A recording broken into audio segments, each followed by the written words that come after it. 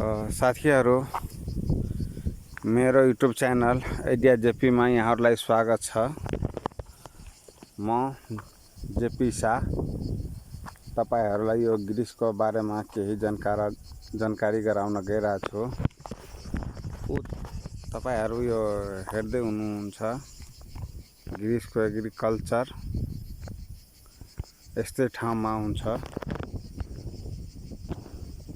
र काम यहाँ तपाईको एग्रिकल्चरमा जस्तो कि आलु टिप्ने, प्याज काट्ने, टिप्ने, उखेल्ने, त्यसपछि टमाटर तोड्ने, त्यसपछि खोर्सानी टिप्ने, यो सबै काम यहाँ भइराखेको हुन्छ। एग्रिकल्चर एरिया यही हो। यहाँ चाहिँ तपाईहरुलाई लगभग 40 डिग्री सम्मको घाममा काम गर्नु परिरहेको हुन्छ। त्यसपछि तपाईलाई रेस्ट एकछिन पनि दिँदैन। तपाई गर्न सक्नुहुन्न भने फर्केर जानु हुन्छ।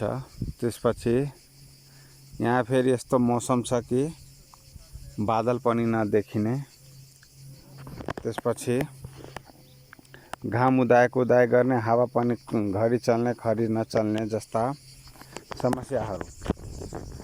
हामीहरू यो युरोपमा पढेर लेखेर आएर यसो इंग्लिश बोलेर जानेर केही गर्छु भने समस्या हुन्छ। यहाँ टेक्निकल हुनु पर्यो, अरू टेक्निकलमा आउनु पर्यो। टेक्निकल भन्दा यो होटलतिरको अलि बढी पैसा हुन्छ। एग्रिकल्चरमा त्यही हो। इलिगल दाजुभाइहरू यहाँ आएर काम गरिरहेको हुन्छ। त्यसपछि उहाँहरूलाई जस्तै कि उहाँहरू इलिगल भएपछि जे काम गर्नु पर्यो भने गरिरहेको हुन्छ, तर बाध्यता हो के तिनीहरू कार्ड पाउनलाई।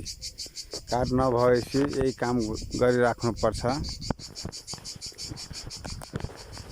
त्यसपछि तपाईहरुलाई आज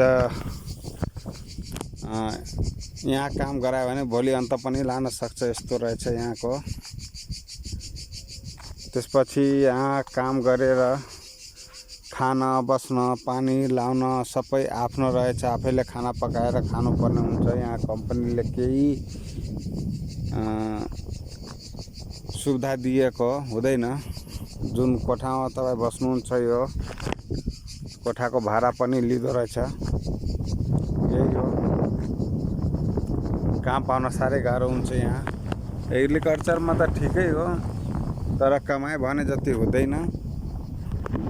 धन्यवाद र अगाडि कमेन्ट गर्नुहोला र भिडियो मन पर्यो भने एक लाइक गरिदिनु होला। धन्यवाद।